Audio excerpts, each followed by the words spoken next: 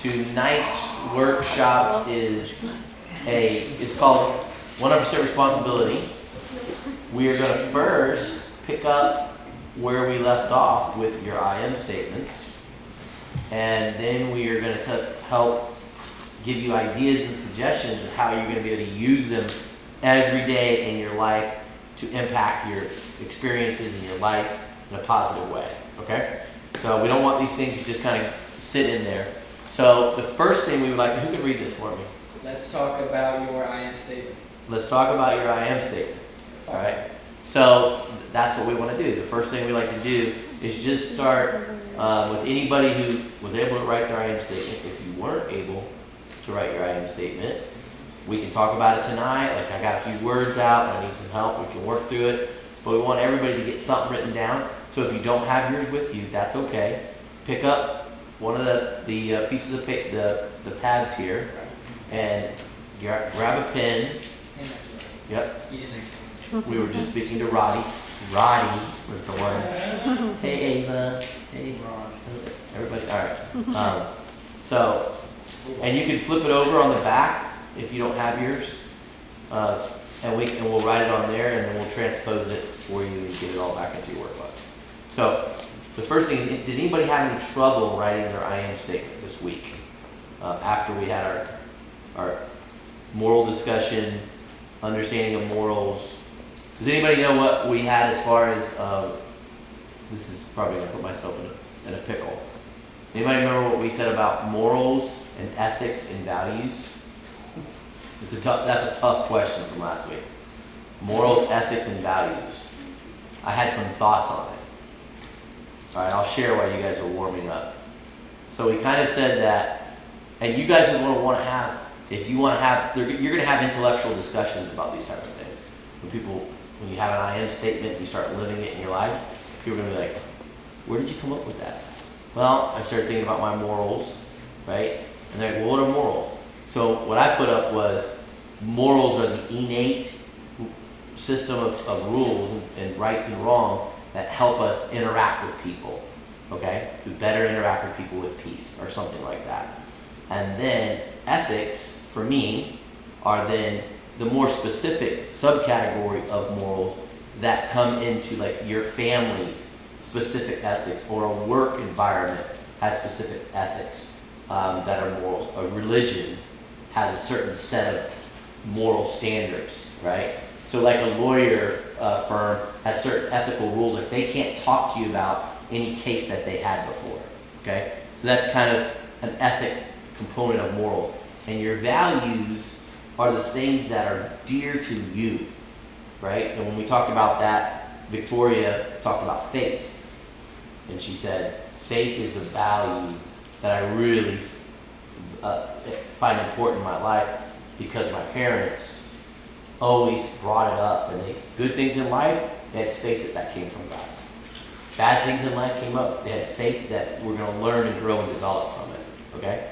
So we're actually going to be building on Victoria's statement today, okay? We'll do that. We'll get into that a little bit later. So does anybody want to share their I am statement? Me and Melanie shared ours last week with everybody, right? Victoria, you want to go? Okay. Okay, so my I am statement is, I am a passionate person who believes in the work of God. I'm a strong-willed leader that connects with someone that seeks the connection. I do not judge, but admire the different creations of God. You? He's like, what? You don't get to rewrite yours, Kate. Yours is beautiful, Kate.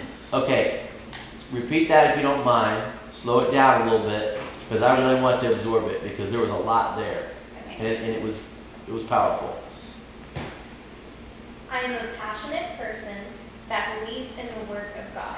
I am a strong-willed leader that connects with someone that seeks the connection. I do not judge, but admire the different creations of God. That's beautiful.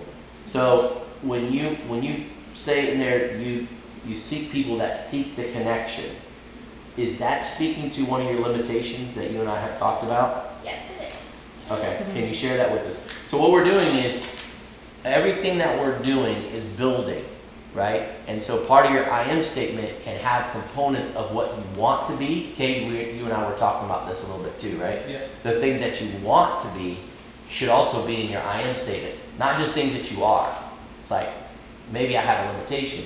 So can you share with us what that meant? Because I picked up on that.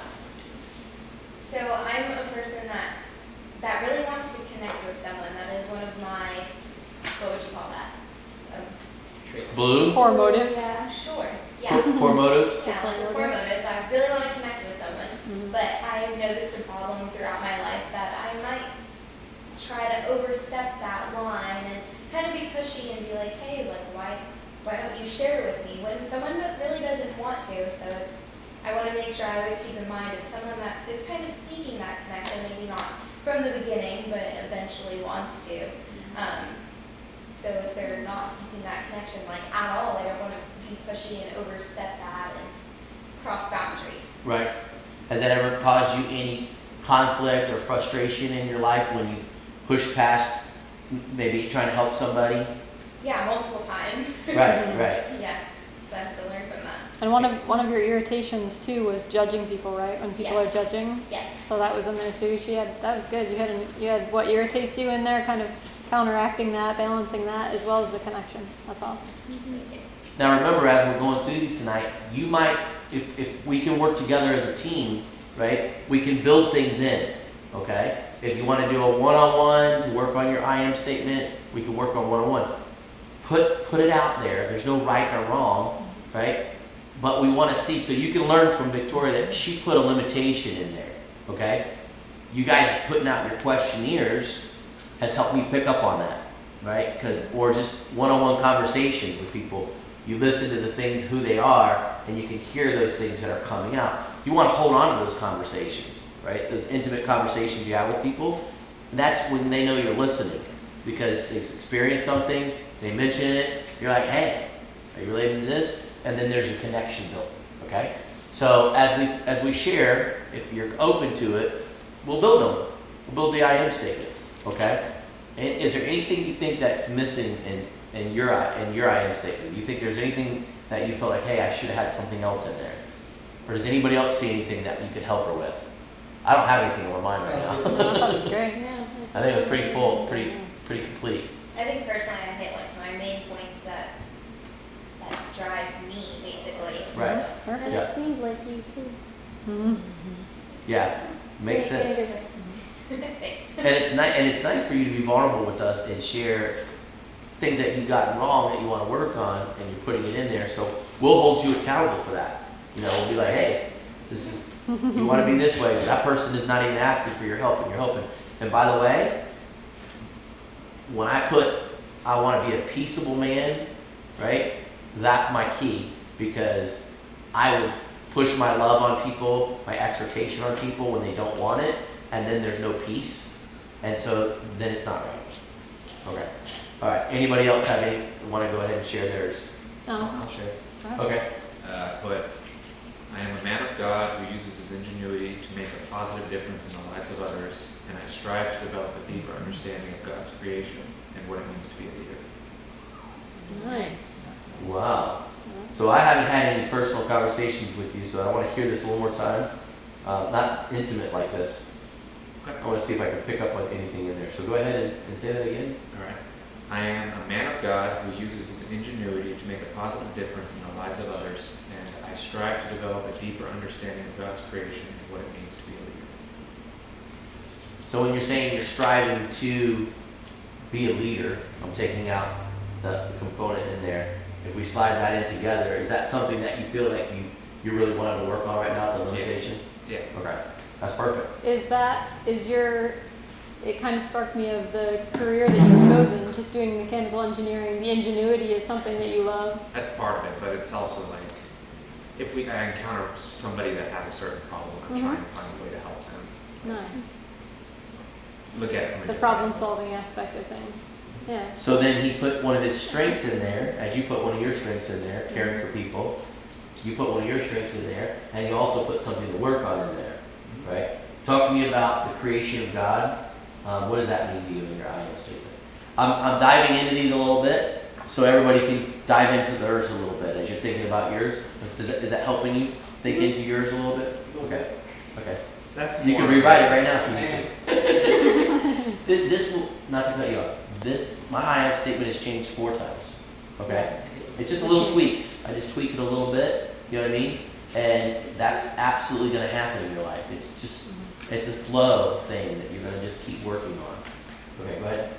The deeper understanding of God's creation, that's more of just the part of life I'm in right now, I guess. Okay. I'm just learning how the world works. It's a constant process, of course, but also just related to the classes I'm taking engineering classes. Make sure you speak it up. Yeah. Because I want everybody to hear you way over there. Just saying. It's just the stage of life I'm in right now. Right. And that's where that might flip, that might change, right? He's into the creation and understanding the creation, and then once he kind of has a kind of what he feels is a fulfilled understanding of that, he might be moving on to something else. And his I am statement will probably reflect that at some point, right? Very good. All right. Over here. You guys, anybody want to share? I can.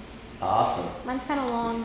That's Is that okay? beautiful. Okay. No, so these Can be long. things can be books, they can be paragraphs. Like we'll whittle them down at some point so there's something that you can recant to yourself. But yeah, let's start where we are. It's awesome. I said, I am a faithful woman of God who loves deeply and devotedly and works to put others first. I seek to use the gifts God has given me to understand others instead of judging them, and to build and maintain healthy relationships that bring joy. Right. So the seeks to use her gifts is a place of where you feel like you want some growth in your life right now, right? Yes, that's what I'm working on. Yeah, that's a big component of what you're working on. Tell everybody a little bit about your gifts. She's at 86% blue, right? 80-something% blue. So tell the group a little bit about what that does, because I know you pretty well. You mean... As far as your ability to kind of really connect with people and understand them a little bit, right? You mean like... I'm putting her on being the able- spot. You mean like absorbing other people's Right. energy and stuff? Oh, that's another part. See, I would have forgotten that. Okay. So Serenity cares for people so much. She has such a high capacity of blue in her life that if you're kind of down, she's gonna feel that energy. It even could possibly bring her down, right? Mhm. And so Serenity has to kind of really manage her gift because it can make her feel, like you were talking about anxious or upset. If she's around She can that, feel that. yeah, What you feel. She has a lot. yeah. Mm-hmm. It's okay. Yeah, when you said it, Serenity was like, oh yeah, he does. Like she was already on it, So that's an amazing gift, but she's working on it because it causes her a lot of pain because she's gonna wear your pain. You know what I mean? And so we're talking about, you look at the being aware of who you are, understanding your I am. Can you see that these little components, I mean, she's gonna work on this at her age now. She's not gonna be a 40-year-old, so, allowing people to just drag her down because she's so connected with them. She's gonna find her balance. So I think that was a really good I am statement. It speaks to your strength and it also speaks to your limitation. And they're very well. All right, who wants to go next? I want to get to everybody tonight. I scribbled mine out. Over. It's okay. Go ahead, Brown. I am a sensitive and loving wife with a passion to connect with God and others. I am honest, trustworthy, and a hardworking woman with faith to follow where God leads me and adapt to different environments. I am passionate about showing love to others, to show the perfect love my older brother, Jesus, and Heavenly Father have for me. I love how much with this little bit of, I don't know you really well, just all of your life right now and your passions, even from what I know of you, come right through that statement. Mm-hmm. I love that. It's just everything in your life right now is right there. I love the thought that you gave to that. Yeah. And the funny thing is that you're executing those things in real life in real time, right? And it's beautiful because those of us that know you, see that. So it's great. That is your I am. You have to know that. when somebody comes up to you and goes, "Oh, you're not a hardworking person," you don't have to defend it. Like, everybody around you will support you. You need to be surrounding yourself with people that know you, right? And the people that don't, that's okay. But you know, Christ let the haters hate, the mockers mock, and the believers believe, right? He just, so you just have to know who you are so you don't get drawn in when somebody says, "Oh, you're not a Christian," or "You're not a woman that puts her husband first," or "You're not a hard worker," because you are those things, and you know it, and people around you are validating that, right? Is there anything in there, and I would like to hear it one more time, and then I'll ask the question after I hear it one more time. Could you say it one more time? I am a sensitive and loving wife with a passion to connect with God and others. I am an honest, trustworthy, hardworking woman with faith to follow where God leads me and adapt to different environments. I am passionate about showing love to others to show the love my older brother Jesus and Heavenly Father have for me. Is the adapting to the environments the part that you're kind of working on coming Yes. to still? That part of it? Definitely. That was a good pickup. Because I was like, we're part of that equation. Yeah. So she's from California, Yeah, right? it's different. and she's adapting to the environment. It's a really good component to put in there.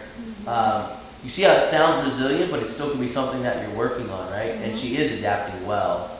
Talk to me about, I'm a sensitive person and I care for others.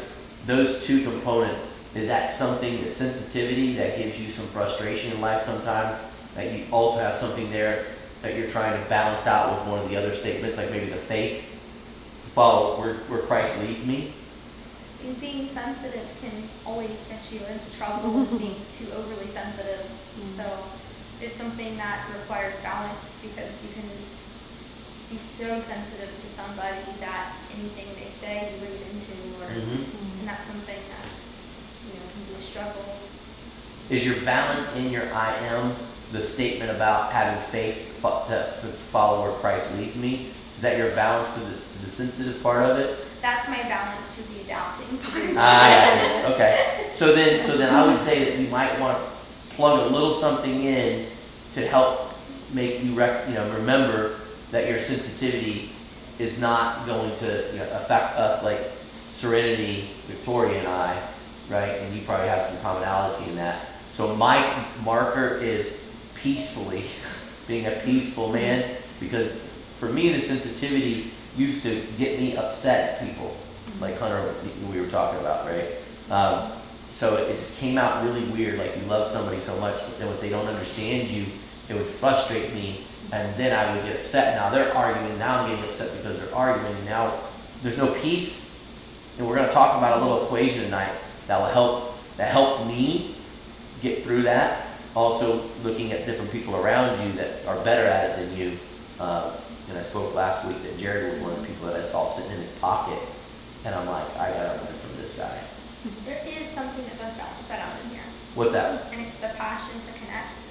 Because when you connect with somebody, you have to overcome anything that's blocking the Okay, connection. all right, good. So if you're overly sensitive and you're trying to connect with somebody, you have to step back and realize you're overly sensitive to then connect with the person, because they'll just shut down if you're just kind of whiny.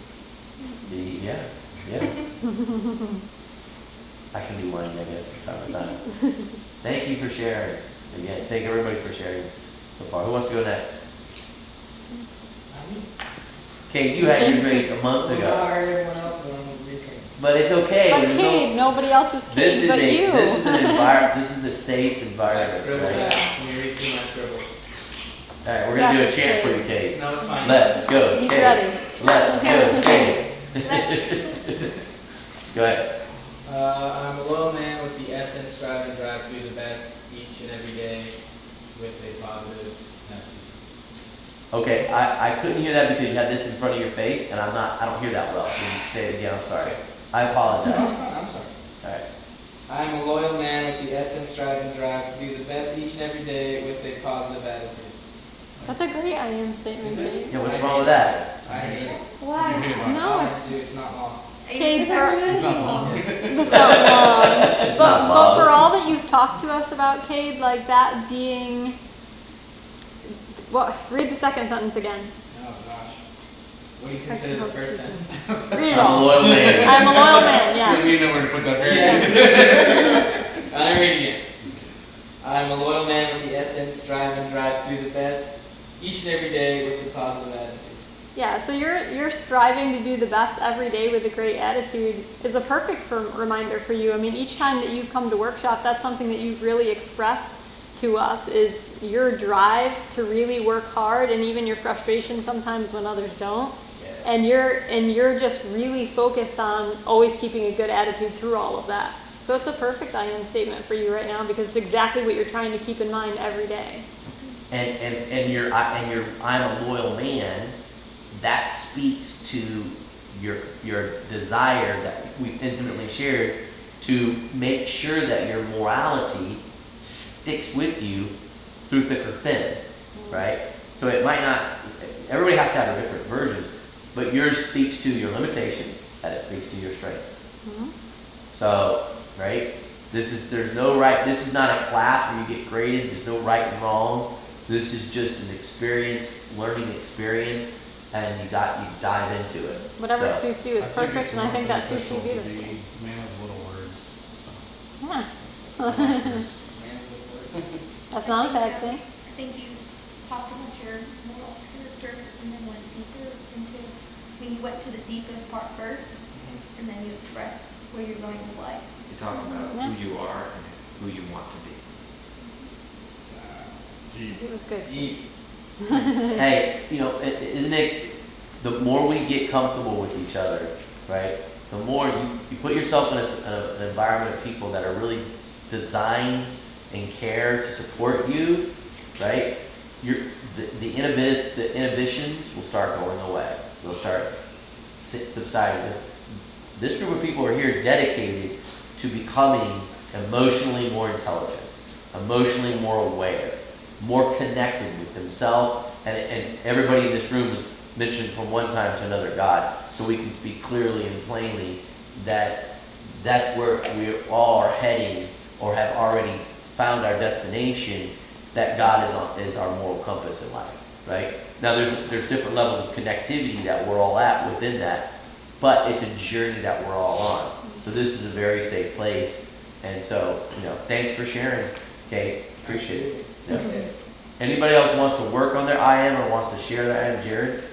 Half of Jared is It looked like volunteering Jared was doing a little But unique I thing. so I don't have a choice. Yeah. I am an ambassador for godly morals and hard work ethic to my family and loved ones, trusted to have meaningful connections with others, giving God the gratitude for the memories, blessings, and the great outdoors.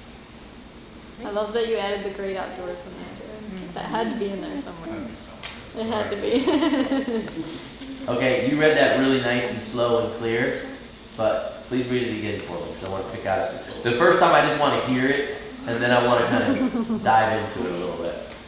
I am an ambassador for godly morals and hard work ethic to my family and loved ones, trusted to have meaningful connections with others, giving God the gratitude for the memories, blessings, and the great outdoors.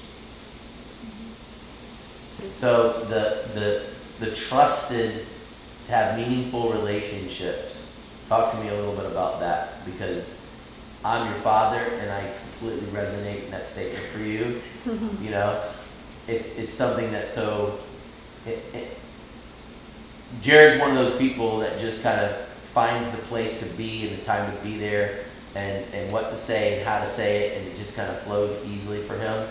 And for me, I find the place to be and the time to be there, but then I might overflow the things to say and what to do, and he finds the right pockets a lot in life. So that's a really cool statement. What in there is something that you're working toward more in that statement? I see a couple things that it could be, but I'm not sure. Right now, probably balancing time on building a life for the future to build on top of, and connections with others. Mm-hmm. that's like my day-to-day thought process and thinking, how to balance those things. Is that coming up in your life? He's talking about, I got to do life, start a family, get a house, get like, take care of things, put all those plans in place. To do and to live. To be, and to actually live and produce, right? And to find the balance of all that. I love the thankfulness in yours, Jared. Just like, to me, it very much sits like you just have a very almost contented pocket to you. Like you said, like finding the space of just contentedly just being you and sitting there. Like you just have that great pocket in life. And I like that. I think the thankfulness, to me at least, for what I know of you, kind of speaks to that. The meaningful connections really stands out about him because he's one person that always has time for anybody, any moment. Like, we can go somewhere and I'm tired and I'll sit in the car for 45 minutes while he's having a conversation with somebody that just keeps dragging on and on. I'm like, okay, I'm ready to go home. And he's just connecting with the person. And for me, I have juices to give. Like, it's like there's this social energy I can give, and when it's gone, it's like, okay, I need a nap. And then I can then talk again. He never runs out of it.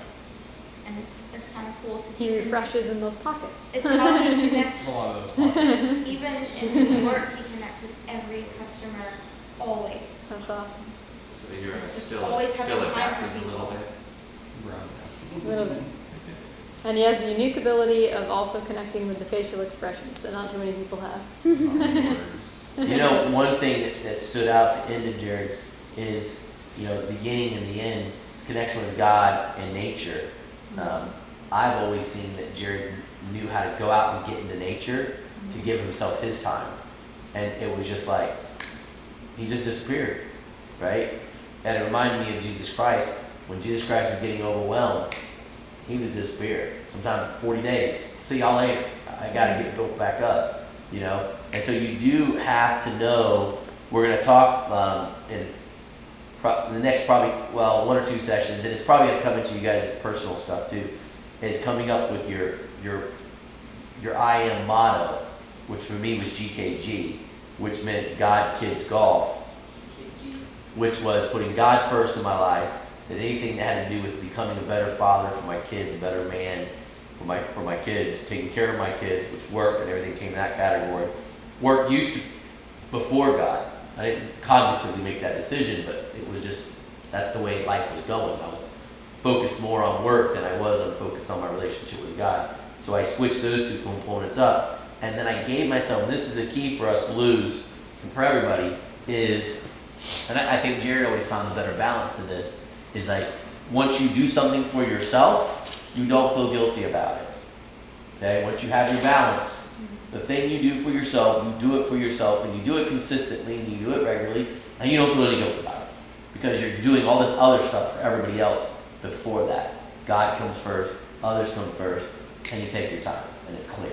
I don't know if y'all know this, but Jared is almost 25% of every color. Yeah, yes. Sick, Yeah. man. Yeah. That's great that she brought that back up, right? Very balanced. That balanced equation, that's what we're all trying to become, right? When you have a father that says, I'm trying to learn from my son, look at my chart. There's 10% white, right? I'm not a balance, I'm out of balance. And that's okay. I have a big, big strength, and that strength helped me do this, right? And want so much to be able to connect with people and help people that this is one of the components that comes up, but it's still not balanced. Make sense? So thanks for bringing us the colors back into it. And that's one of the things that we go through this, Melody's going to be bringing up here in a little bit, is that your strength, your limitations, your colors, they come into everything that you're doing. Okay? Okay. Who else? Who else wants to share? We've only got 2 left.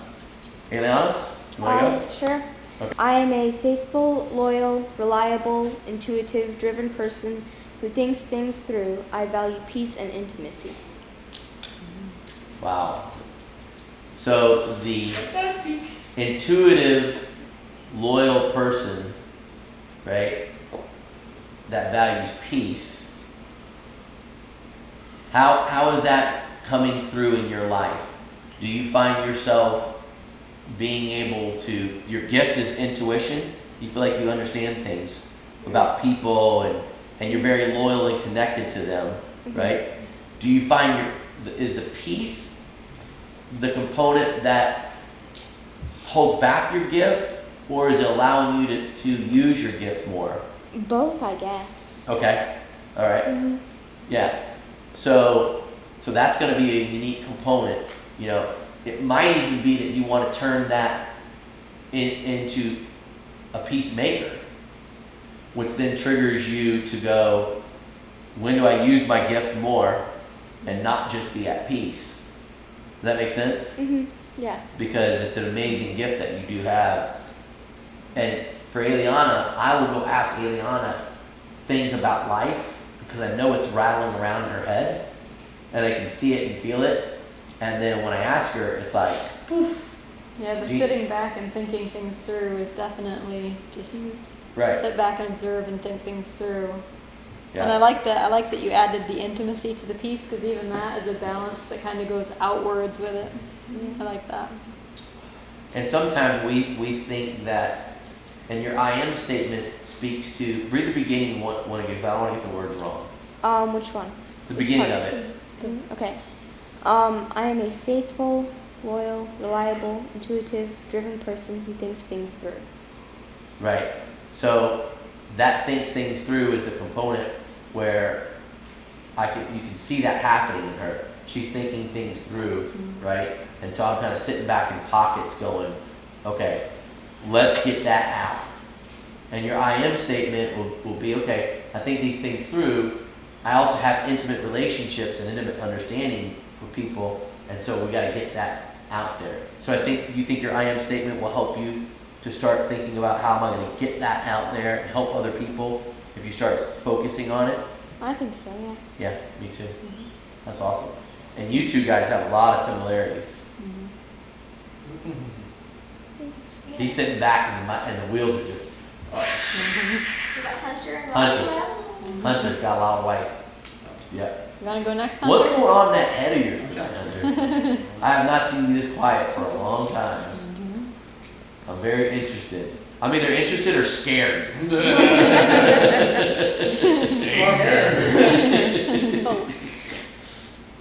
That ain't much. That's all right. That's all right. Man of other words. I am a man who is humble, that feels more than expressed, that uses faith to evaluate my life to make an extraordinary impact. I love the part that feels more than expressed. I love those pockets, Jared and Hunter and Ailey, the very white traits of people that just sit quietly back in pockets and observe and learn. I don't understand what that means. Huh? Go. Right. You never will. What? I read about the high school students. Feels more than expressed. Yeah. So if someone were to cut him, and they cut him deep, he would on the outside only let them look like maybe he stubbed his toe. He doesn't express all that he feels, because he feels so much. I get that. Tend to have Yeah. a lot more to say and a lot more to express than we necessarily come out with.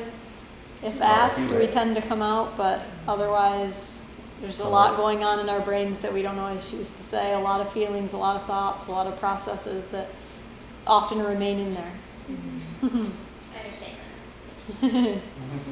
Yeah, as opposed to, I might feel everything that I feel I'm going to express one way or the other, whether it's the right time or not, blah, blah, blah, blah, blah, right? And so this is just the rewind opposite of that. Yeah, and you guys are opposites, but that's beautiful if you can Each other's respect out. the differences in each other and not let them irritate you.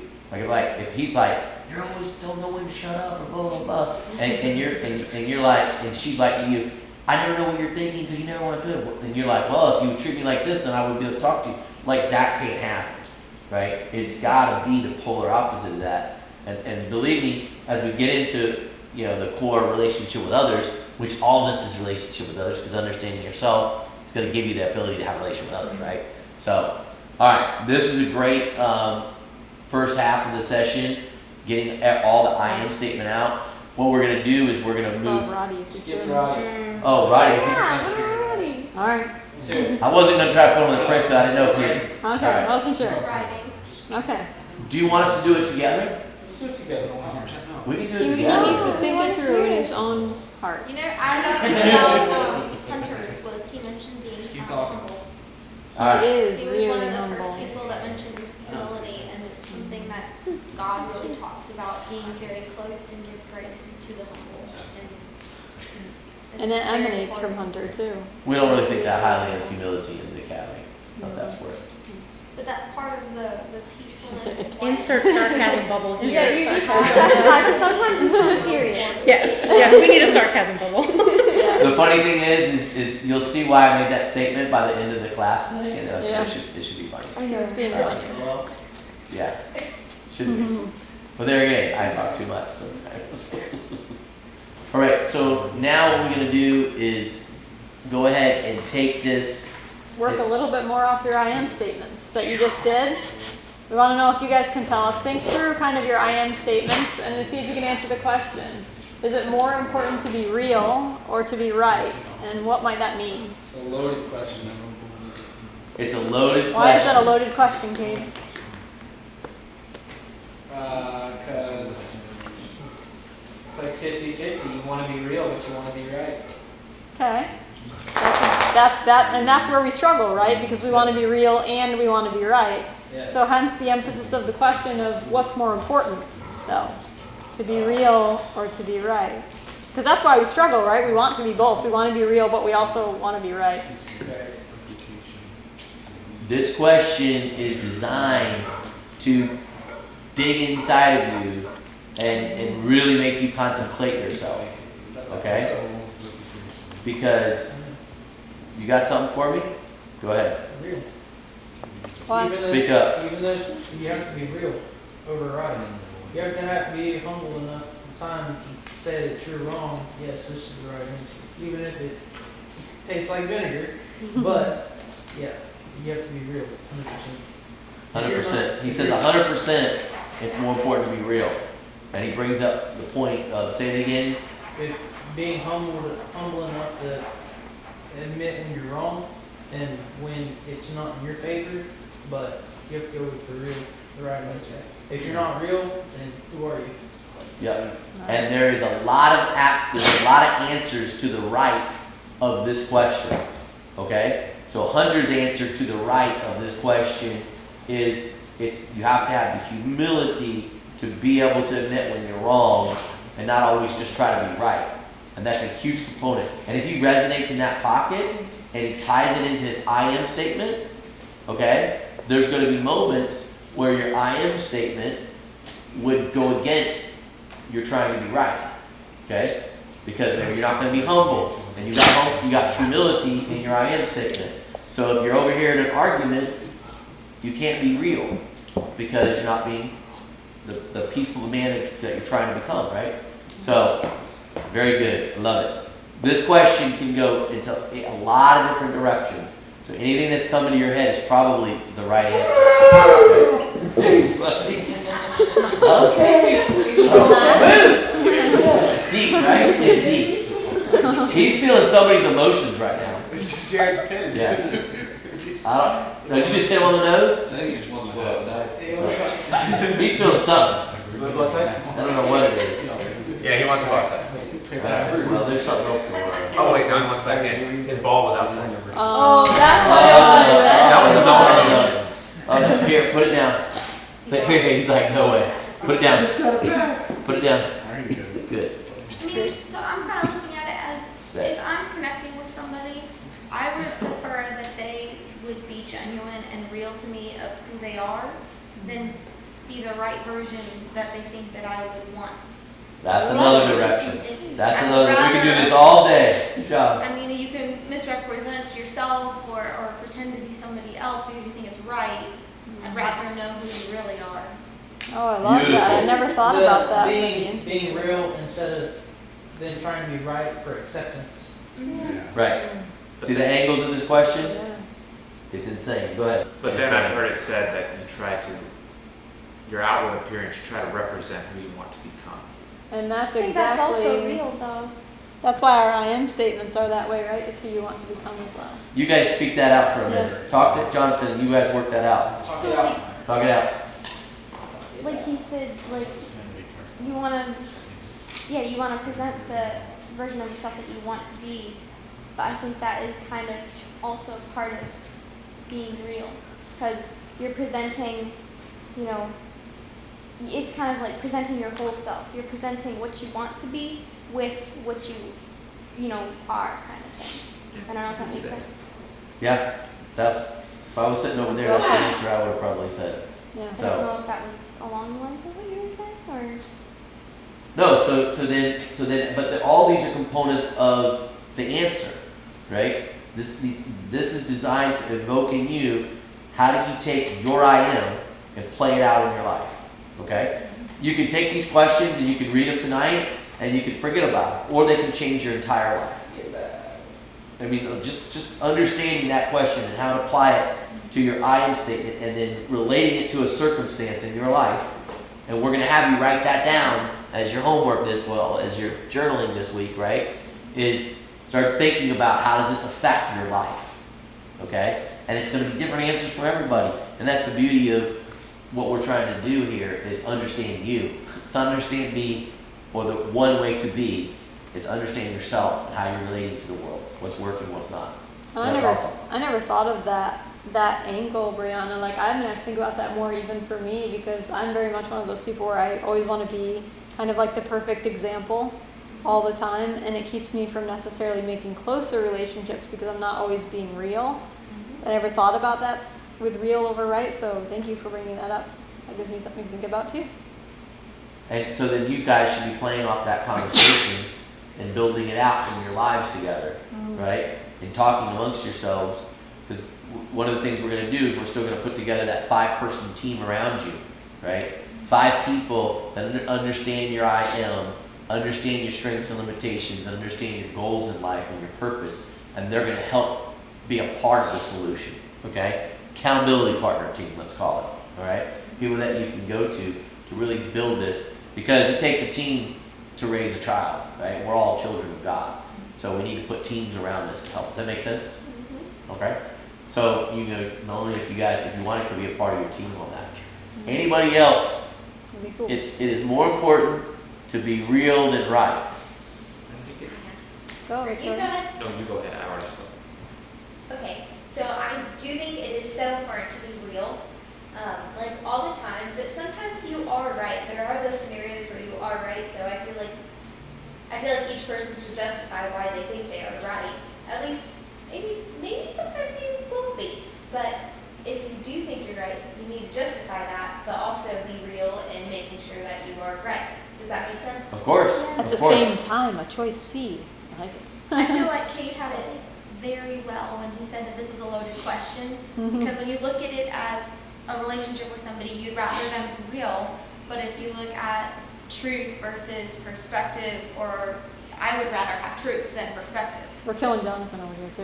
All right, Jonathan? Going off of what she just said, I think it depends on how you interpret the question. And that's the beauty of this question. So many different ways. Well, that's There's why so I many said, what does different it ways mean to to know What you? it means right? to somebody, because I know he has got so many different facts and things that he reads throughout the day where it's like, this is concrete, this is truth. So being right in a sense would resonate more with him than being real, which to somebody that's very blue, it's like, oh, real is, we're being real to each other, this is a relationship versus this is how we view the world. Right, right. There's different ways to interpret it. So here's my question.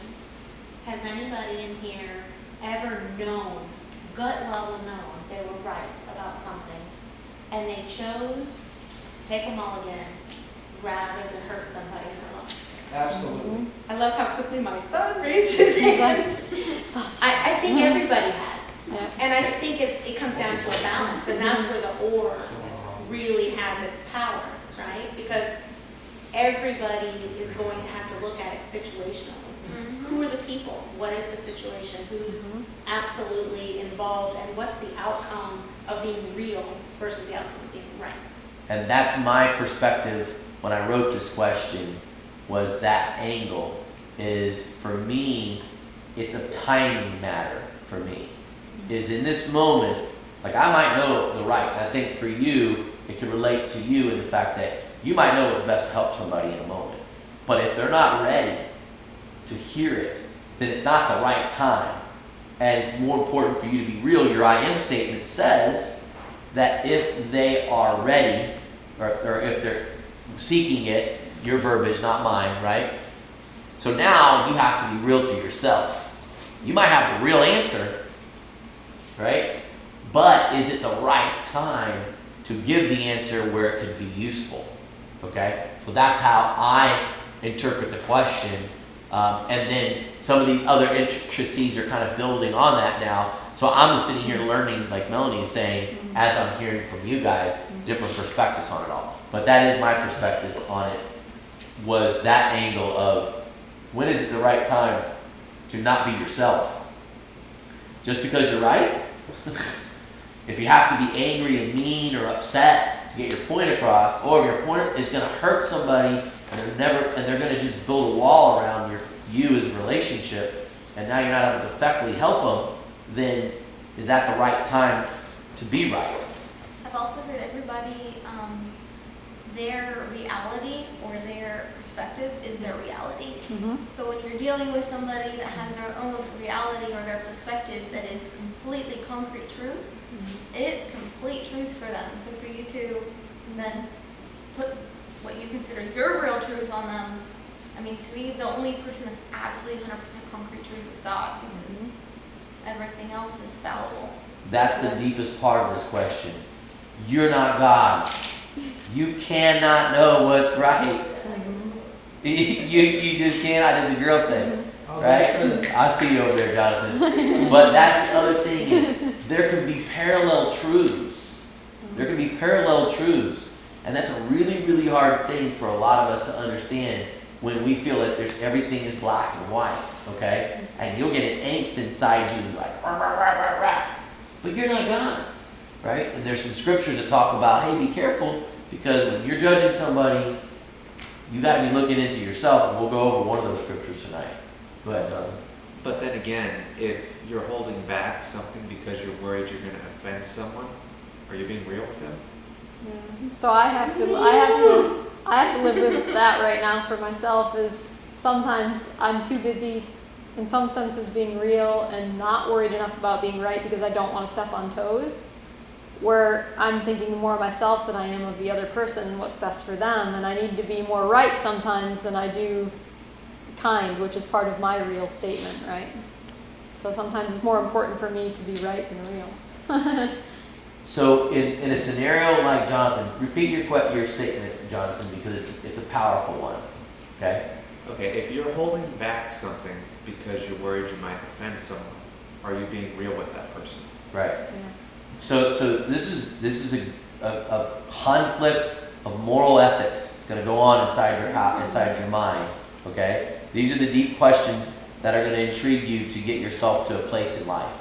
So for me, it kind of relates still in the same component that if I have built the proper relationship, trust and love and connection with a person, they're not going to be offended. So it still falls back on me that I haven't built. There's a story that I do. You guys asked me to do it one time. It's kind of long-winded like me, but it's a fun. It's called the Golden Bridge.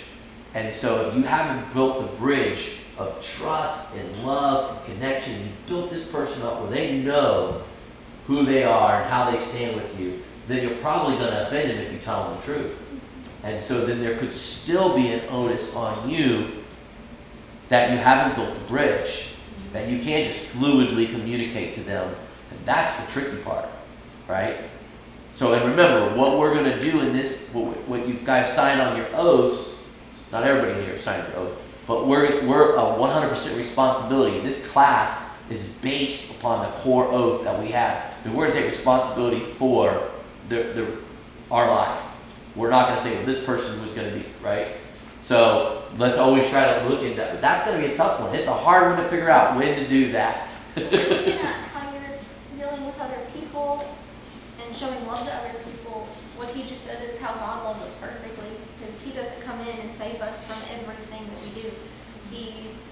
will let us go through things that are not fun or are really hurtful to us. I heard your because- country accent in there. Everything that we do. It was, yeah, everything that we do. I heard it. It was Because nice. that's his love, because there's a more outcome at the end.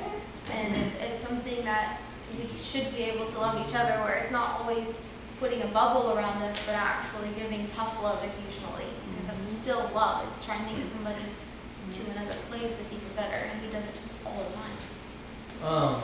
From a white perspective, I've actually I've had a couple of those situations where you're like, listen, you should have done this, this is what you're supposed to do, but the best way to kind of overcome that, which as a white, is holding back, like we said, finding that pocket, and instead of just hitting them with the blunt facts or how you believe it should have been handled, is sitting there and allowing them to express their sorrow and their emotions, and then once they so-called build that bridge of comfort and get all that expression out, that's when you can start slowly coming across the point of, okay, well, we could have evaluated it like this. Right.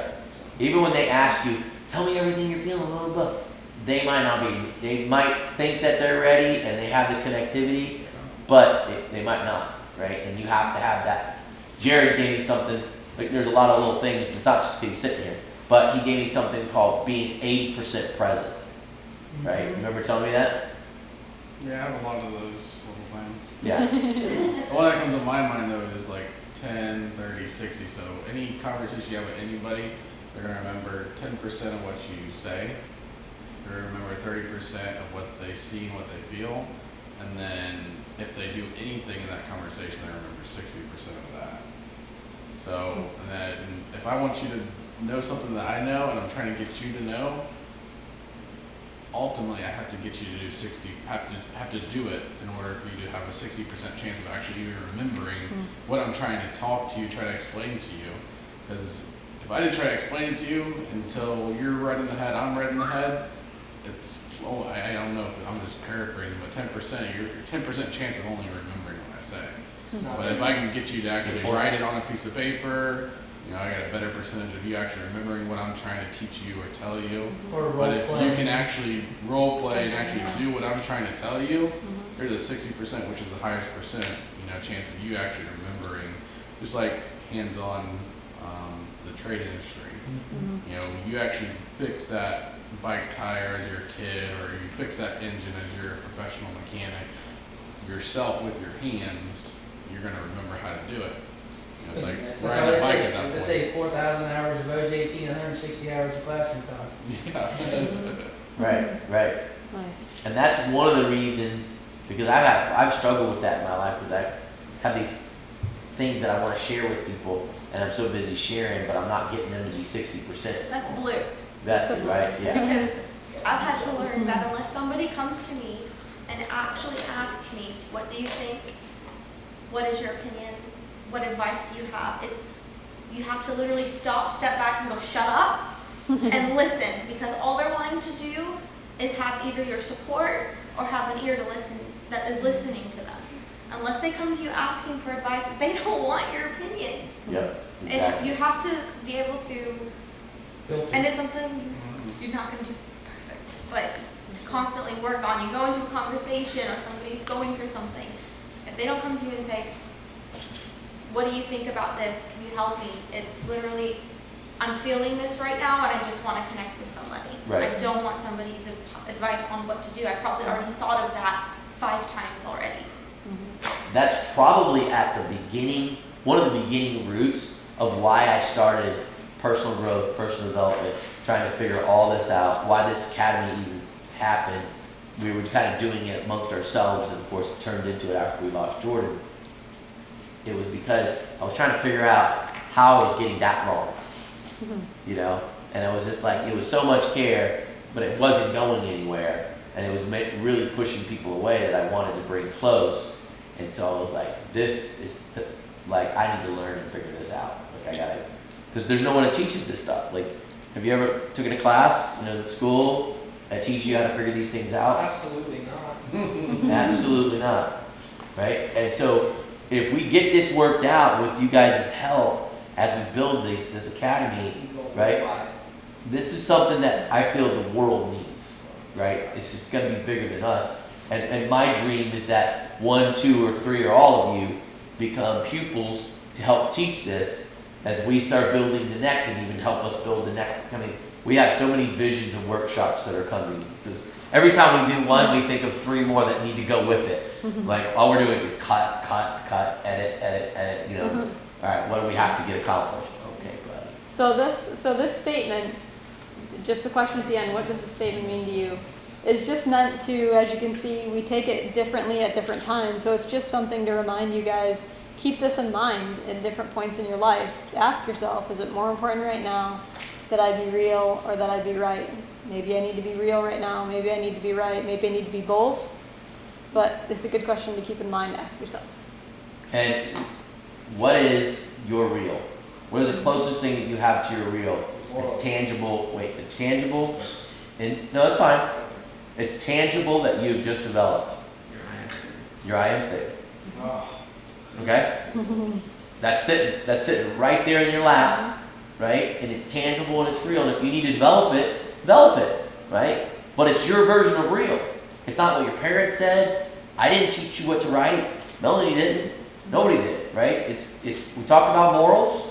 We talked about what things you like, you want to hear about yourself, you don't want to hear about yourself, and you wrote things down, right? So it's your version of real. And all of you guys are relating your version of real to God and His way, right? So we know we're aligning it in the right place because the moral compass is coming exactly where it needs to, all right? So, go ahead. I think God's statement would be, I am God. Well, it was funny because I was gonna build this in, and that's why we're like, okay, God is the I am.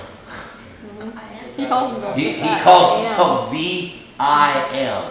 So if you want to have a state, if you want to be like God, you better know your I am, and it better reflect something about His I am. And if you do any of that, maybe we're going in the right direction, right? He has so many. Look at all of the names he says in the Bible. I am love. I am peace. I am joy. Didn't He Paul has so say many. I'm an ambassador for Right. Jesus Ambassador Christ? for Jesus Christ. Right. Yep. And I stole that from Paul. I'm like, Yep. Keeping it. but the funny thing is, I am the I am. The I am. He puts a THE in front of it. So we can all have our I ams, but it's Never do that not one. the I am. Yeah. Right? So it's a beautiful component. So this is a big thing that came out of this. So we've kind of been through this, right? If you guys remember your pain cycle gears that we did? Can you flip to that for a quick second? Wait, let's read this real quick. Oh, okay. Yeah. So this is a little quick statement that just builds on what we had. We won't spend too much time on this. Okay? We can print it and send it to you if you guys want to use it to work on. Your response reflects you. Your reaction controls you. Okay? This statement, and I mean, these things come to me like, it's more important to be real than right. That came from some emotional IQ stuff that I was studying. This one here just came out at 4 o'clock in the morning. I don't know if I heard it somewhere or not, but the response and the reaction is something that we learn about in the pain cycle that Melanie's talking about. But what does this mean to you? Let's just kind of get a couple answers here. This is another deep one, okay? Your response reflects you. Your reaction controls you. You got one? All right, let's just do 2 on this one. It's just a for instance. Go. Came to my mind. Yeah. It's like your response reflects you. It's like you see those guys on the golf course snapping clubs for no reason. It's like, dude, what was the point of that? They reacted. They reacted to it. Yeah, they were controlled by whatever feeling, right? Now they're gonna go buy $120 golf club because they just decided. On the third How, one. how does that, do people see that and what do they think of that person? Have anger problems. Yeah, anger problems, blows up. Those are reactions. They're not responses. A response is something he just chews on this thing for you. If you're wondering what that sound was? Oh, you're thinking about it. Okay. Brianna? So, just a second. So, the response is going to be something that reflects your I am statement. Okay? The reaction is controlling you, and we don't know who you are, but we'll all make judgments, unfortunately. Right?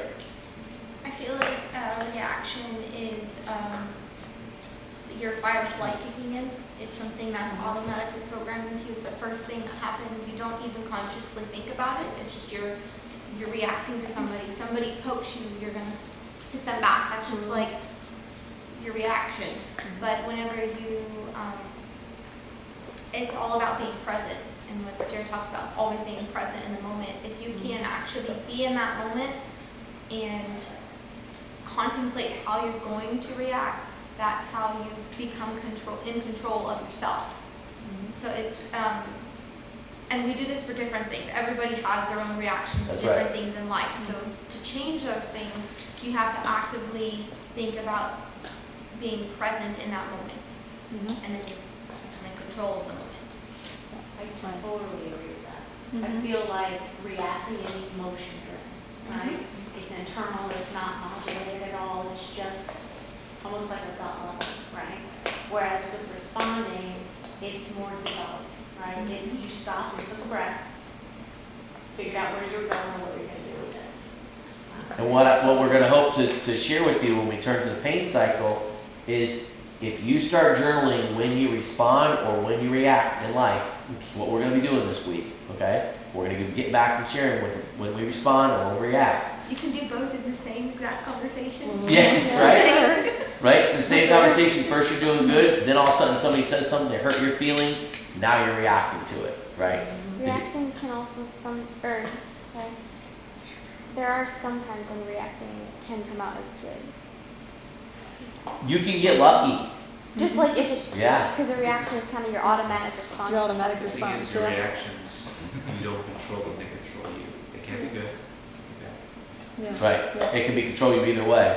Yeah. And so we want to have a little bit better percentage of being able to get the good, right? And what is the good? It's all your I ams that you want to be reflected out to the world, right? So maybe you react, right? And your reaction is, very stern, very matter of fact, you're right, a good response happens to it.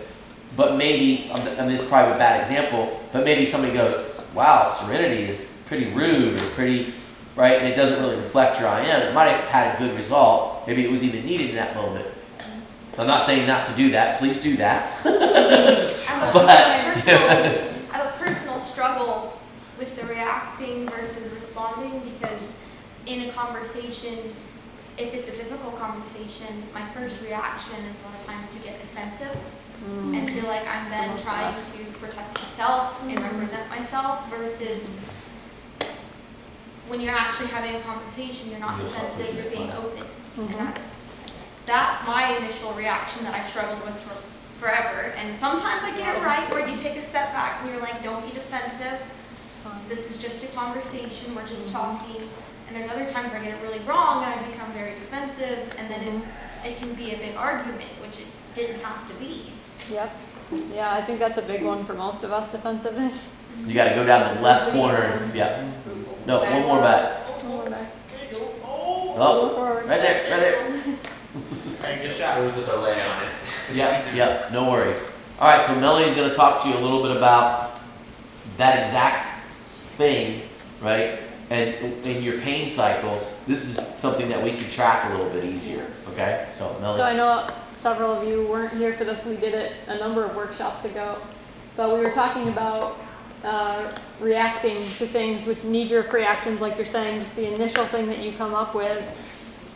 To any painful feeling that we have, sometimes we're not feeling respected or loved or understood or whatever, and we react to that. If we're not thinking, we just react however we react. Sometimes we'll yell, sometimes we'll scream. Sometimes for me, I will just shut down completely.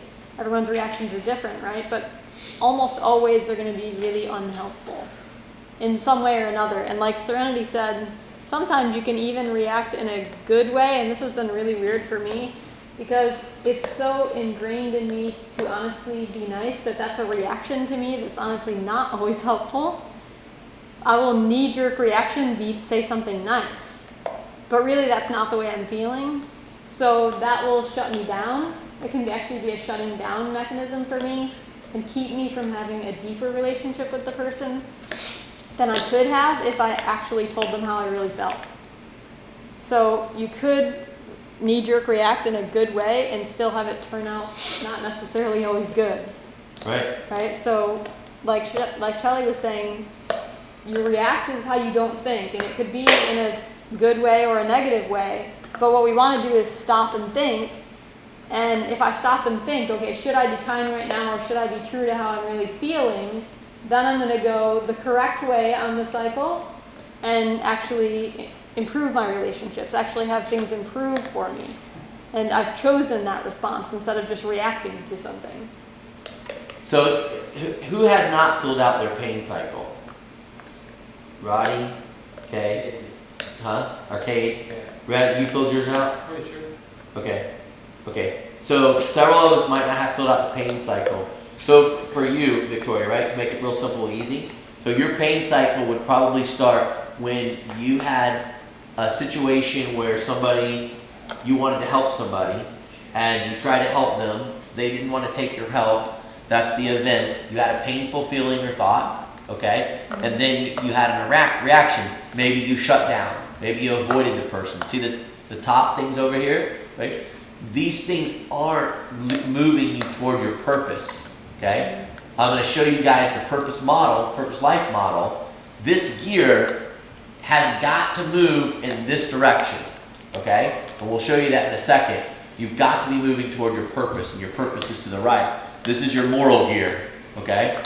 So we'll talk to you a little bit about how the nuances of this thing rolls, but for the sake of what we're looking at, all these things here are distractions, okay? All your reactions are distracting you from finding your purpose in life.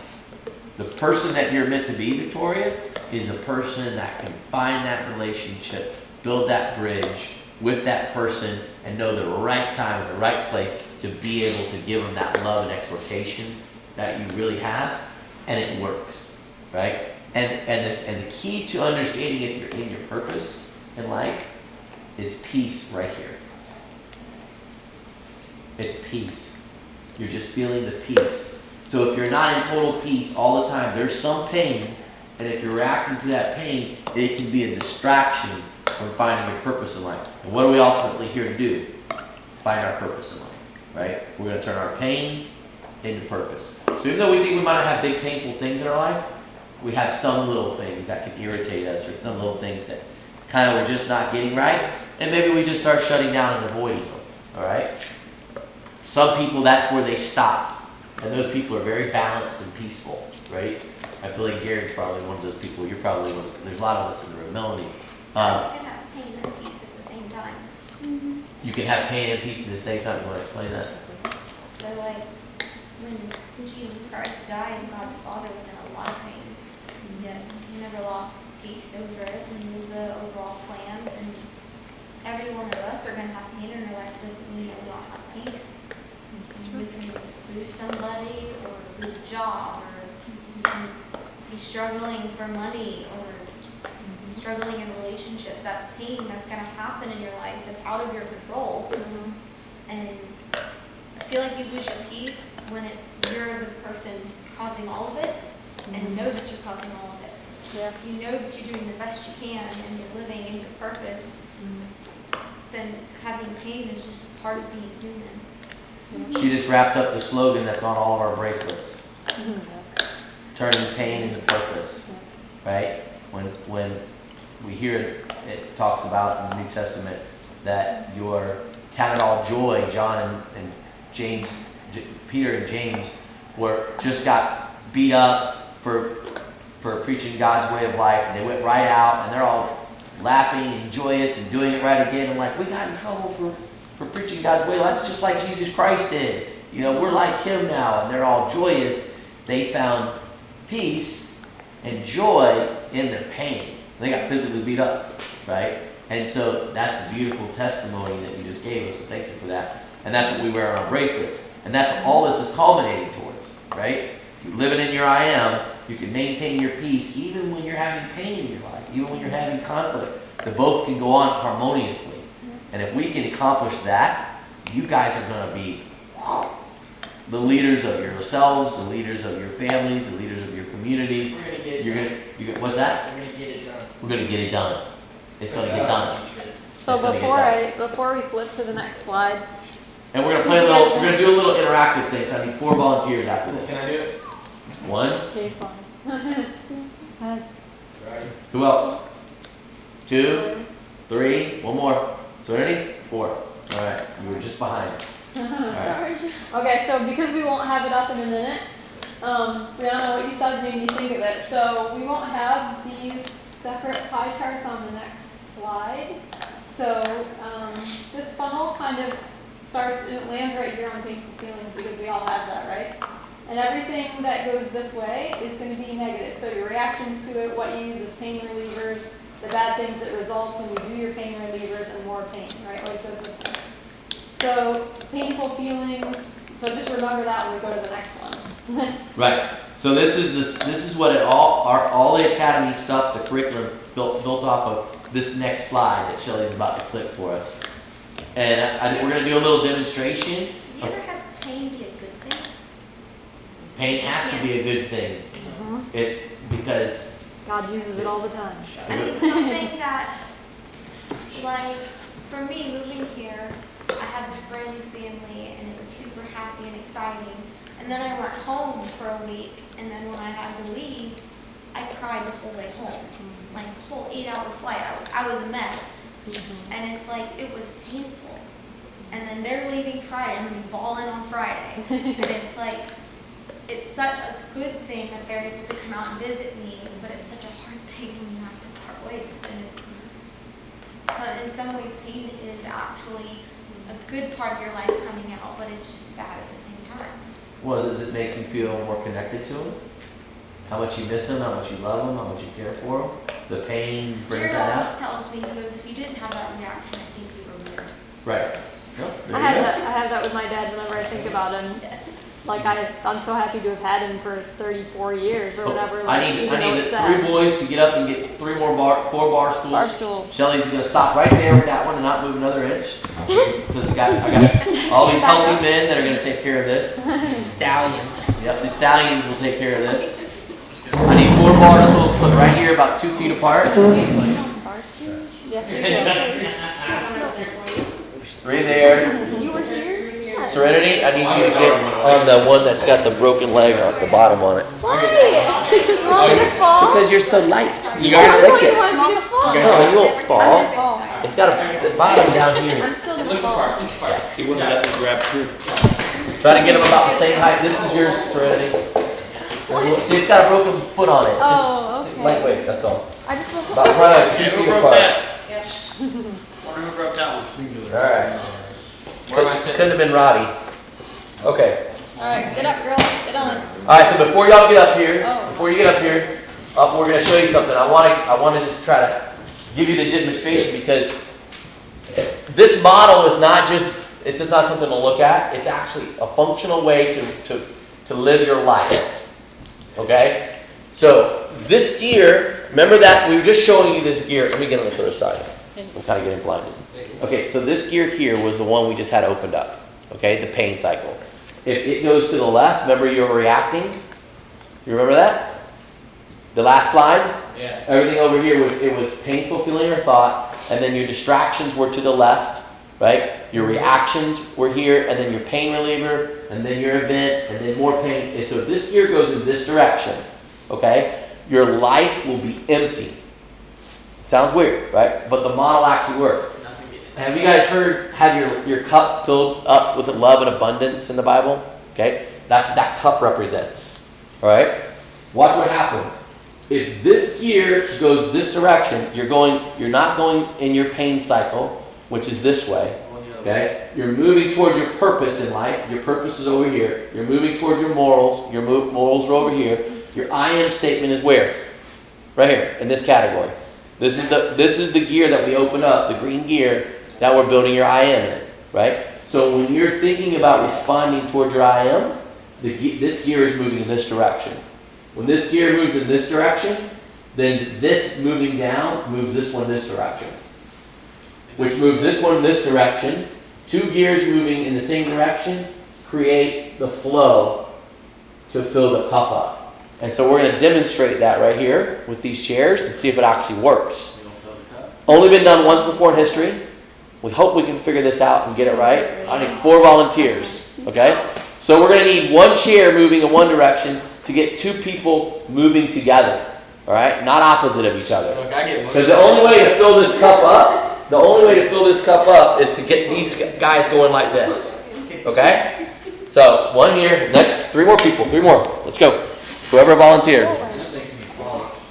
You're right here. Because you know which direction to turn. Which I think you were turning that way, right? Yeah. Okay. So here's what's gonna happen. Everybody face forward first. Okay. I'll give a demonstration. So their legs are the gears on the cogs. Okay. You gotta get the same height as each other. Come up just a little bit.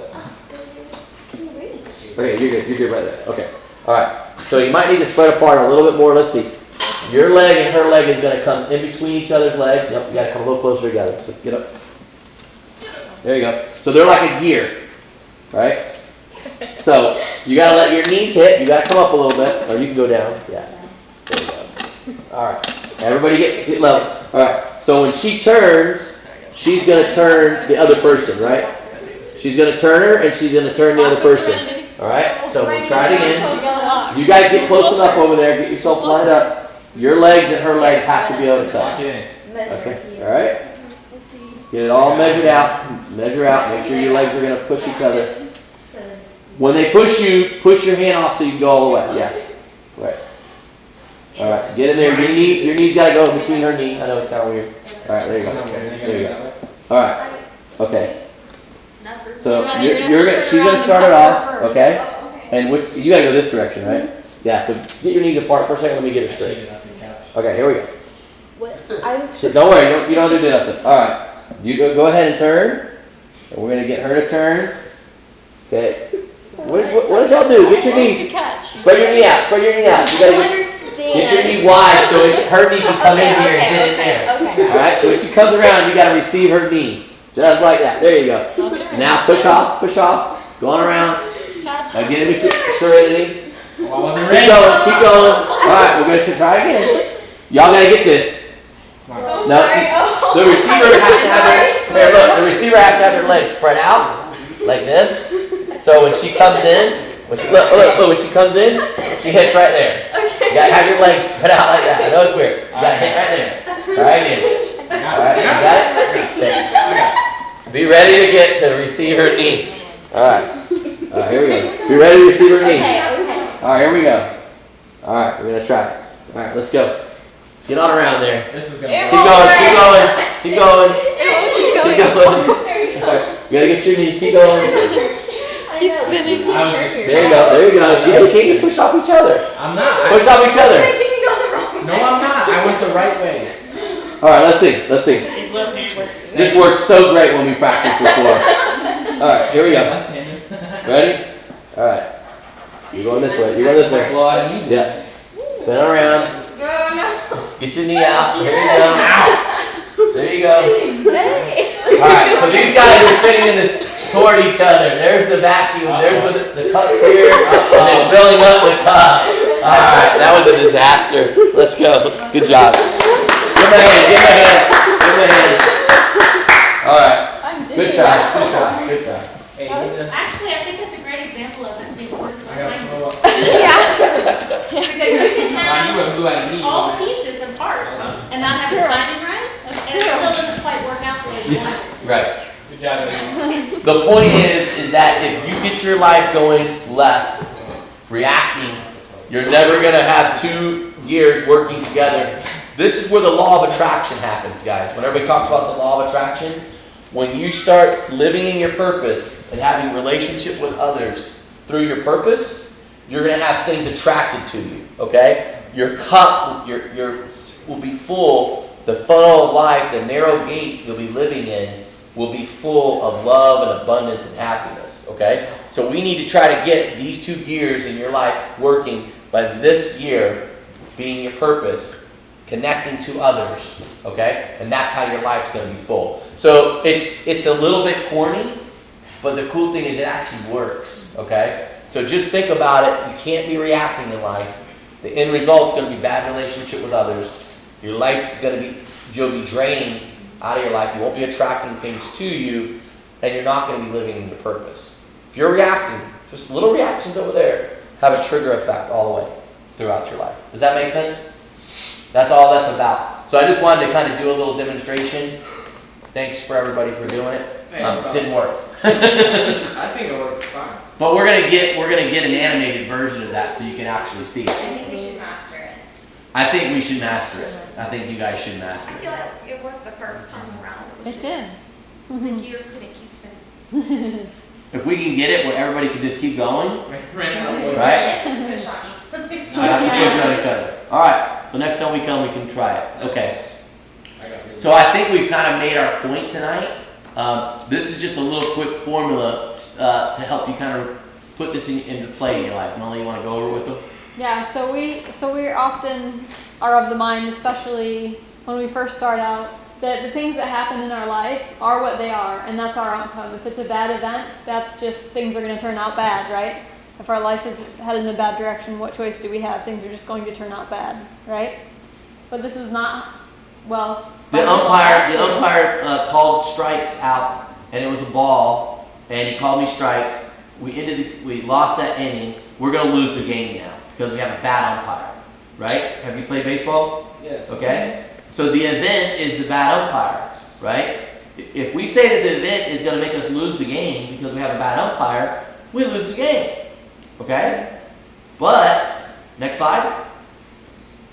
We got to move through these because we're kind of...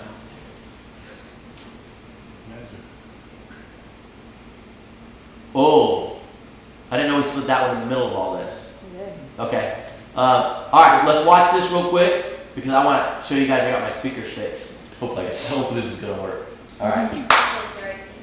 Yeah. Hopefully it's the right scene. Or It not. is, Last time when we looked at the right scene, we were kind of... It is the right All right, sorry. Sorry, go ahead. You think you're gonna surf again? What? I think.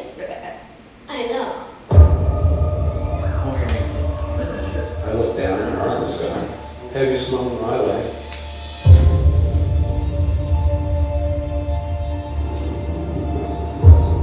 Bethany was back on the board 4 weeks later. When she was coming back to compete, we were on the double dress. Her arm got bit off by a shark. The You know moment the she story? fouled out, everybody on the beach was just spelled out. Nobody thought it was possible. God gave me this passion to surf, and it wasn't like that passion had been taken too.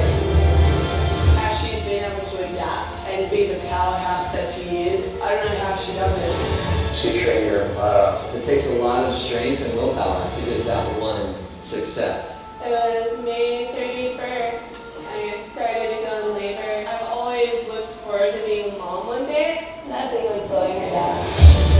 Tonight she's wowing the world all over again. Look at that. Take down 2 world champs, a current world champ, and 6-time world champ. This is pretty rad. Bethany showing people what she's capable of sends a message. Just makes everybody inspired.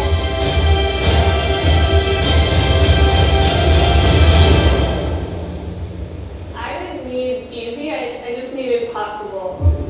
Wow. That'll make you want to run through a wall. Right? If you guys want, I want to get together. We'll watch the show here next couple weeks or something. We'll watch it together. So, the event in her life, did it equal the outcome? Why not? She didn't let it. She Right? responded. It's little things, man. I mean, that's a big story, but it's little things. This is the formula for success. The event plus your response equals the outcome. Don't forget this. Use your I am statement. Respond in every little... Don't think just because I'm in a corner somewhere talking to somebody in a field and I'm yelling and screaming, no one's going to know.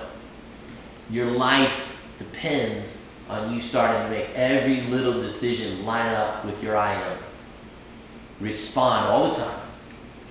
Every time you don't, get on your knees, ask for forgiveness, go to the person, ask for forgiveness. We'll work on how to get better at forgiving people, all right? And having them forgive us if they can. But work on this. If you fall short, just get up and do it again. Get better, get better, get better. Okay? Get around your team. We'll help you. Journal when you get it right. Journal when you get it wrong. Okay? This formula of success, I want to imprint in your mind. I was gonna put this more at the beginning, and Melanie said, no, put it at the end, and I like it, because it's one quick little thing. Form of success in your life, E plus R is gonna equal the outcomes of your life. Okay? But just All right. please keep in mind that you guys can change it. Anything you want to change, you can change it if you choose to. And any outcome that you want in life, we're gonna be here to help support you. Okay? Whatever you wanna grow, learn, do, become, we're gonna be the team that's gonna be around you, supporting you, encouraging you, hopefully even being a part of the facilities to help you get those things accomplished as much as we possibly can. Okay? So get out there and start responding to life. But if you're reacting all the time and you're coming to your team and they're like, hey, you keep blaming everybody else, this is a no blame zone. Right? It's no blame zone. You don't get to blame anybody else. Okay? Next slide. Does that make sense? Get out there and Is that something you can remember? Okay? All right. So this, I wanted to bring, because all this, everything that we're learning in this space came from this scripture for me. Well, like that. Okay? Everything came from my study of the Sermon on the Mount, and everything built from that, how we're supposed to live and react toward each other. And this all came about to me about 10 years ago, right before I got 11, 12 years ago, right before I got baptized. Okay?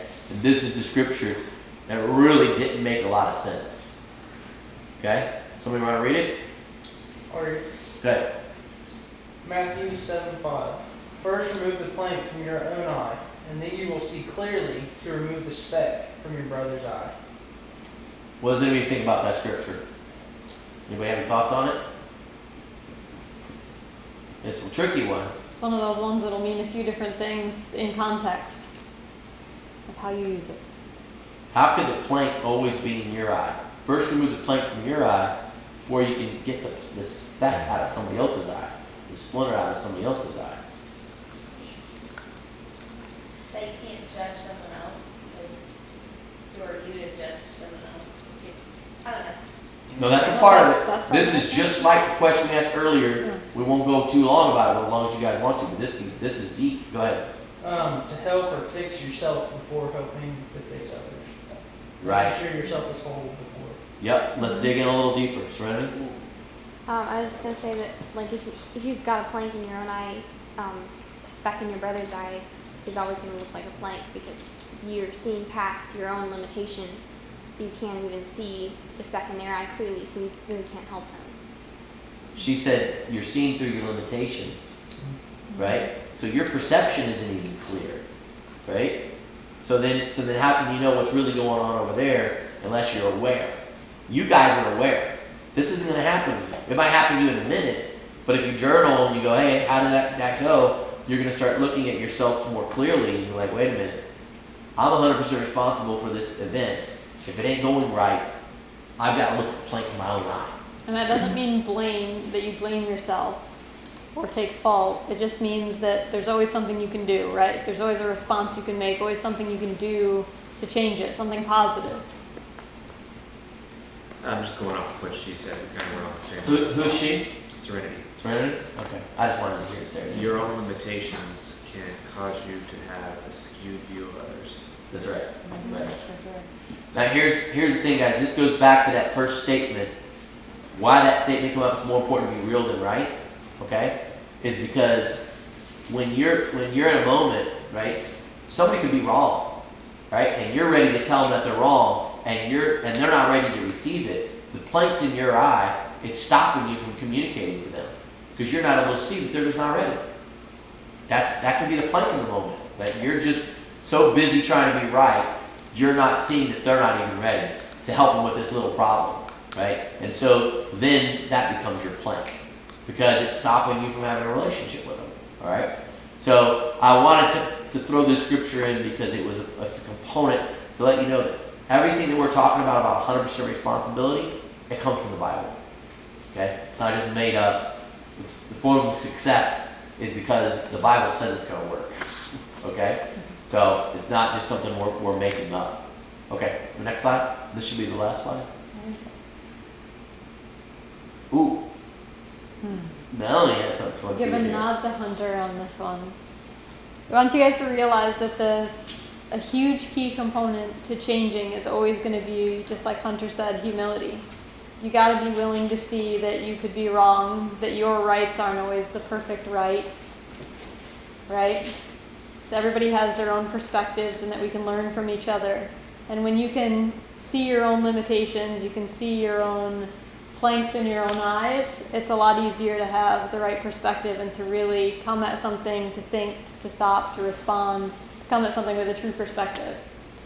So we have reminders for you guys to remember. Melanie's going to give you little reminders. This is actually the power that is going to push everything that we do. Humility is at the core of what we do. Okay? Some magic potion. Magic potion. This is the magic potion That we don't. that she'll hand out. If we don't have one for everybody, then our kids won't get them, and we'll get them. Gold to glitter people. for us is Yeah. humility. Okay? The So gold glitter talk represents about- humility. Okay. So this is a little something. When you see it, when you want to shake it, remind yourself to have humility. I'm gonna tie this to my throat. So if you guys, if you're arguing with somebody or something's going amok in a conversation or whatever, take the gold dust of humility, sprinkle it over your head, let it just kind of wash itself down, get your ego away, okay? And figure out how you put the plank in your own eye, how you can look at the other person from their point of view, right? Like Hunter was saying. Is it the right time? If it's not, just love on them, all right? So what we're going to do is we're going to send you guys home with a little page to fill out. Did you all get a clipboard? Yep, everybody take a clipboard. Just take the page home. It's for you to work on at home. It's something that you can journal. Yeah, you can write in your journal. Yep. We'll add these pages to your workbook. No one has to do it. Whoever wants to do it can do it. We want you to share with us, okay? You can push the last slide. Next one. That's it. Next one. Oh, Yeah, I know we had way too much. There it is. oh there it is. Okay. So this is just going to help you start understanding how to journal. So if you write this down, this would be something that you would journal, okay, later on in the week. Is times that you actually had a response to a situation or times that you had a reaction to a situation, okay? Write down the situation, blah, blah, blah, and then we'll come back next week or 2 weeks from now and we'll share those things. Yep. Try to Okay. brainstorm how you could have changed Hey, it's it. really healthy for you to drink. You should try to drink it. I already drank it. I already broke it. Probably. Ryan hasn't read his I am statement. Man, Roddy. You broke yours too? How did you guys break them? We pushed the captain. Oh. Oh, you pushed the captain too far. No, we didn't know that was a thing. We did not know. Roddy's ready to share. It's in the prototype stage. Okay, Roddy's got his I am statement ready to go. All right. And then we wrap it up. I am Roddy. I said, I am a loyal, hardworking man who wants to have a strong, passionate connection, having a peaceful reputation with others to leave a memorable legacy. Wow. All right, you're gonna have to. Yeah. RK swag. I know we can. Can't remember all that. It's started with yours. Yeah, let me see it. I'll hold it right to his. It's fine. It's fine. Okay. Could you say it again, Roddy? Don't you laugh, Jerry. Say it again. I am a loyal, hardworking man who wants to have a strong, passionate connection, having a peaceful reputation with others to leave a memorable legacy. Wow. So you've got the peaceable in there, and he wants to leave a legacy. I like the inside, legacy a lot. Right? RK swag. Loyal. Well, what did you say in the middle? You want to have an intimate. What is that? Passionate. Strong, passionate connection. Strong, passionate connection. Okay. That's good, man. Now, is that something that is part of what you feel is a limitation that you want to work toward? Is that pushing you in that direction? Or is that one of your strengths? I actually kind of feel it's one of your strengths. No, I mean, I think it's a strength too. Yeah. Yeah. I don't. That's beautiful. That was great. Yeah, it was well worth the wait. Put it on a t-shirt. Well done. Everybody did a great job. Everybody did a great job with your I am statements. Hey, everybody give everybody else a hand for doing a great job this week with their I am statements. That's a wrap. All right, That's a guys. rat cut. Cut. The new slapper. How would you put a What's in this? It's gold. Huh? It's gold. Tequila. What does it look like? That's what the worm turns into after 25 years. How would you put a string through this? Gold. Don't lose it. Around the collar. Can't you see it's gold? I want to know what it's actually. Water, Water and gold. soap, and gold. Glitter. You don't want that knowledge. Let me Gold glitter. Some of that tequila? See the pause? I got some 30 pounds. Dramatic effect.